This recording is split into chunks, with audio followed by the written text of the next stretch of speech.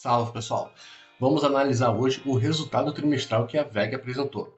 Vamos analisar receita, custos, EBITDA, CAPEX, endividamento e vamos analisar também o porquê que o mercado bateu tanto na empresa, sendo que eu não considerei o resultado ruim. O resultado veio bom, mas a empresa caiu quase 10% no final do mercado. Então vamos analisar tudo isso. E curta, compartilha, se inscreva no canal, assista até o final, que eu vou mostrar todas essas informações de gráficos e mostrar também o porquê que o mercado bateu nessa empresa. Então, ok? Envie para outras pessoas e vamos lá. Vamos lá. Eu estou aqui no canal do Valor, no site do Valor em Dia, e vamos olhar aqui WEG, o resultado. Mais uma vez, pessoal, nesse site aqui ele é todo segmentado. Primeiro você tem o contexto de mercado da empresa, o mercado que ela está inserida, pontos fortes e pontos fracos da empresa. Aqui você vai ter o relatório trimestral, tudo sobre a empresa, e vamos às atividades, vamos ao resultado. Aqui é como a WEG desenvolve suas atividades. Você tem aqui o perfil da receita da empresa, equipamentos eletrônicos, geração, transmissão e distribuição de energia, motores, tintas e vernizes. Deixa eu só voltar aqui. Tá? É uma empresa multinacional brasileira, ela presta serviços aqui na América do Sul, né, aqui no Brasil, América do Norte, que não está aparecendo aqui direito, tá? América do Norte, Europa, África, Ásia, Austrália, continente da Oceania. Os equipamentos com relação a mercado por atividade da empresa. Equipamentos eletrônicos, o principal é o mercado externo, cerca de 65%. Na geração, transmissão e distribuição de energia, o preponderante é o mercado interno. O Brasil é muito forte nesse setor, principalmente no setor de energia solar. No segmento de motores, o principal é o mercado externo, é o mais relevante aqui.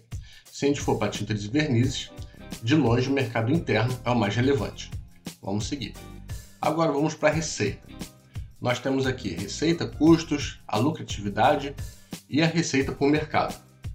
Então vamos lá. Vamos selecionar o terceiro trimestre de 23 com o terceiro trimestre de 22. Com relação à receita, nós temos aqui no terceiro trimestre de 23, 8,1 bi. E no terceiro trimestre de 22, nós temos 7,9 bi. Fazendo a continha aqui, é um aumento de 2,1%. É muita coisa? Não, mas foi um aumento considerável. Olhando aqui os custos. Os custos no terceiro trimestre de 23 ficaram em 5,5 bi e 22 a mesma coisa. Então você teve ali uma estabilidade nos custos. A lucratividade. O lucro líquido ele cresceu 13,3. Isso é bastante coisa. Saiu de 1,3 bi, saiu de 1,174 para 1,345. Isso é bastante coisa de lucro líquido. Então, partindo para a receita de mercado, nós temos aí uma estabilidade, né? Até um pequeno decréscimo aqui no mercado interno, 3,9 a 3,8, e um crescimento bastante relevante para o mercado externo. Tá? O mercado interno, olhando aqui a porcentagem, caiu 2,8 bilhões, 2,8%. E o mercado externo cresceu ali aproximadamente 7%. Então, o mercado externo sendo bastante relevante para a WEG. Voltando aqui aos custos, terceiro tri. Você teve uma estabilidade nos custos, 5,49, 5,461. Você teve até uma redução nos custos e uma redução maior no peso dos custos na receita líquida. Então, você teve um aumento na receita de 2%, você teve uma redução dos custos de 0,6%, mas o peso dos custos reduziu 1,8%. Calma aí vamos lá. Você aumentou a receita e você reduziu um pouco os custos. Por óbvio, os custos vão representar menos da receita, porque você reduziu. Só que eles representam menos ainda do que a própria redução dos custos. Ou seja, mesmo assim, a empresa está muito eficiente. Ela ganhou eficiência. Olhando aqui o perfil dos custos, nós temos como principal disparado materiais e pessoal. Só que materiais é o mais relevante para a empresa.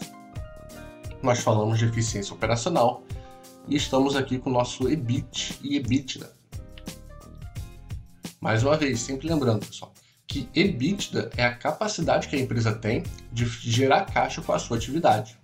Nós vimos que a atividade da empresa é tintas e vernizes, motores, geração, transmissão, distribuição de energia, e entre outros, tá? Vou até dar uma conferida aqui, ó. A atividade da empresa é essa daqui: equipamentos eletrônicos, geração, transmissão, distribuição, motores, tintas e vernizes. Então, o EBITDA é a capacidade que a empresa tem de gerar caixa com aquelas atividades. E vamos lá, mais uma vez, olhando de forma anual, nós temos um aumento tanto do EBIT quanto do EBITDA. O EBITDA cresceu 19,8%, quase 20%. Pessoal, 20% de crescimento de eficiência operacional é muita coisa, tá? É por isso que eu falei que eu não entendo por que a empresa apanhou tanto do mercado no pregão. Porque o resultado anual foi bom, tá? Houve um decréscimo, se a gente olhar, com relação ao trimestre anterior. Mas no comparativo anual, a empresa foi muito bem.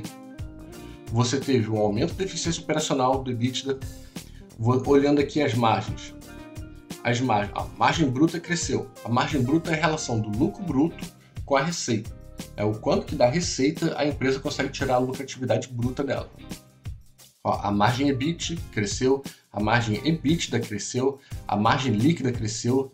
Ou seja, você tem um crescimento de receita, uma redução de custos, um crescimento da eficiência operacional com o EBITDA e um crescimento e a melhora das margens. Ou seja, um ótimo resultado. Dividendos, balanço patrimonial, aqui, ó, dívida líquida, que é o que eu queria falar com vocês. Você teve aqui, ó, uma redução do grau de endividamento da empresa, passou de 0,5 para 0,4, e um aumento e uma redução da dívida, ou seja, a empresa ela já tinha uma dívida líquida negativa. Agora essa dívida líquida negativa aumentou. Eu vou explicar de uma outra forma. Dívida líquida, pessoal, não é ausência de dívida. Significa que a empresa ela tem mais caixa do que dívida.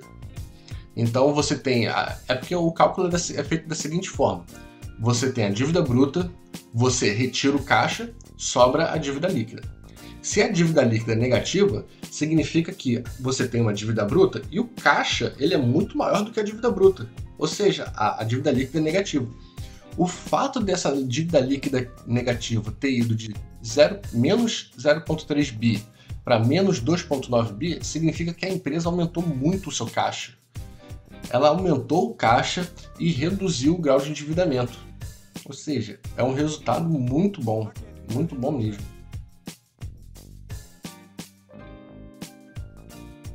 Aqui você tem os indicadores, que é o Enterprise Value sobre EBITDA, Enterprise Value sobre EBITDA, e o CAPEX. O CAPEX é o investimento da empresa, é o quanto que ela está investindo. Vamos analisar se esse investimento cresceu ou diminuiu. Ó, ainda está crescendo. No terceiro tri você tem 431 milhões. E em 22, no mesmo período do ano passado, você tem 326 milhões. Então a empresa ela ainda está investindo mais. E ela separou uma parte maior da receita líquida para investimento. Você tem aqui 5,3 bi e 4,1 bi. Tá? Então a empresa está investindo mais. Então eu vou voltar aqui com vocês. Então o que nós vimos? Nós vimos uma empresa que no terceiro trimestre de 2023 apresentou uma melhora de receita, apresentou uma redução de custos, apresentou um peso menor ainda do que a redução dos custos na receita líquida. Nós vimos uma empresa que aumentou a sua lucratividade, o seu lucro bruto, uma empresa que aumentou a sua eficiência operacional com EBITDA e com EBIT, melhorou as suas margens, porque, como nós vimos lá, margem bruta é a relação do lucro dividido o lucro bruto pela receita líquida. É o quanto que dessa receita você tem a lucratividade. Margem EBITDA é a relação do EBITDA, que é a eficiência operacional da empresa, o quanto que ela desempenha a atividade, quanto que ela gera caixa com as suas atividades, com a receita líquida. Você tem a margem líquida, que é a relação do lucro líquido com a receita líquida, o quanto que depois de todos os descontos, depois de todos os custos, todas as despesas, sobrou de fato ali. Então você tem a melhora na receita, melhora nos custos, melhora na eficiência operacional, melhora na lucratividade, melhora das margens, redução do grau de endividamento, aumento dos investimentos. Esses investimentos, eles têm um aumento do peso desses investimentos na receita líquida, ou seja, a empresa querendo investir, e você tem um aumento do caixa da empresa, como nós vimos lá na dívida líquida. Você viu que a dívida líquida ficou bem mais negativa, significa que a empresa aumentou muito o seu caixa, e eu gosto demais disso. Então, eu sinceramente, agora o que eu acho, tá? O porquê que a empresa apanhou demais no mercado. Porque o mercado esperava demais da empresa. O mercado tinha uma expectativa que o resultado fosse astrondoso, que fosse novas receitas recordes, nova lucratividade recorde, e isso não veio. O resultado ele veio um pouco mais fraco do que o trimestre anterior. Mas isso não significa que o resultado tenha vindo ruim. Tá? O resultado veio bom. Só não veio aquilo que o mercado esperava. E aí, paciência, né? Mas, de fato, minha opinião como analista, a empresa apresentou um excelente resultado e não é recomendação de investimento, tá? Mas é bastante interessante a composição da WEG numa carteira de investimentos, ok? Então, eu fico por aqui. Muito obrigado. Curta, compartilhe, mande para outras pessoas e abraço.